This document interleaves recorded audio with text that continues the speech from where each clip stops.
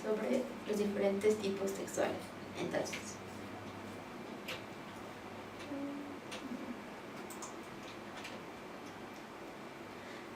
¿en base a qué criterios nosotros clasificamos los textos? Bueno, tenemos clasificaciones situacionales, funcionales y textuales. En las situacionales nos centramos en el ámbito de producción o en la audiencia original del texto. Entonces, por ejemplo, una conversación de hola, ¿cómo estás? Cuando nos topamos con alguien en la calle es una clasificación situacional. Tenemos un ámbito de producción muy concreto, muy específico y naturalmente se nos da un diálogo. A ver, chicos, yo sé que esto ustedes lo viven día a día. Solo le estamos poniendo nombre a situaciones y a cosas que ustedes normalmente ya hacen. Entonces, eso, espero que lo hagan como fácil de entender. Tenemos clasificaciones funcionales, en tanto de la función comunicativa, apelativa, fática, referencial. ¿A qué nos referimos con eso? La función comunicativa referencial es cuando estamos haciendo textos, por ejemplo, expositivos. Estamos haciendo referencia a otra cosa. En la función fáctica estamos, por ejemplo, dando órdenes. Siéntate, come. Es una función textual. Y el último de los criterios es un criterio textual y es según la estructura del texto, expositivo, normativo, narrativo. A eso nos referimos con la clasificación de los textos en tipos textuales. Y nosotros vamos a centrarnos en la clasificación según la estructura textual. Los cinco prototipos textuales que vimos en el video introductorio, lo que vamos a hacer es desmenuzarlos. O sea, ¿qué características tiene el texto que se va a leer? ¿Y qué características va a tener el texto que quiero producir?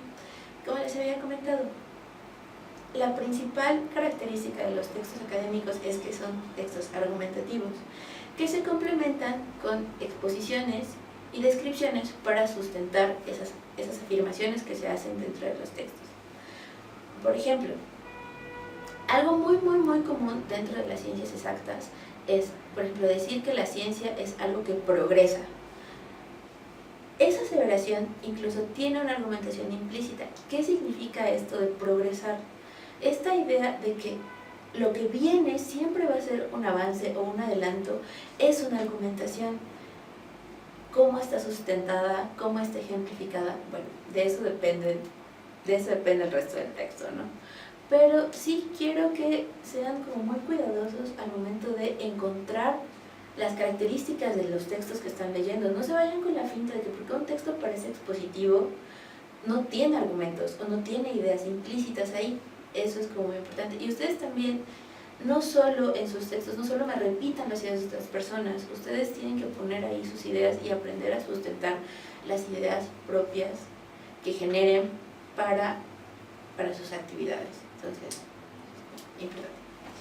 Los textos especializados, que es a donde nos estamos moviendo.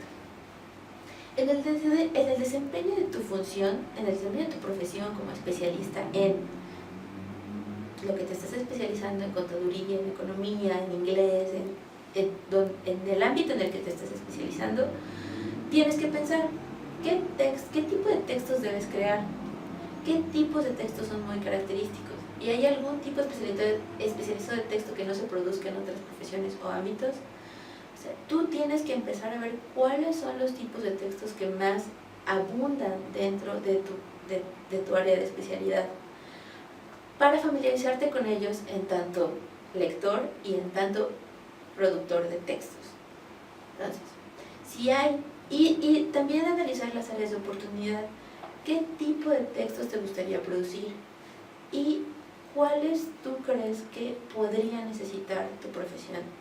Eso es para mí como importante, aunque eso puede ser un poco más hacia un futuro. Y bueno, eso es todo. Muchas gracias.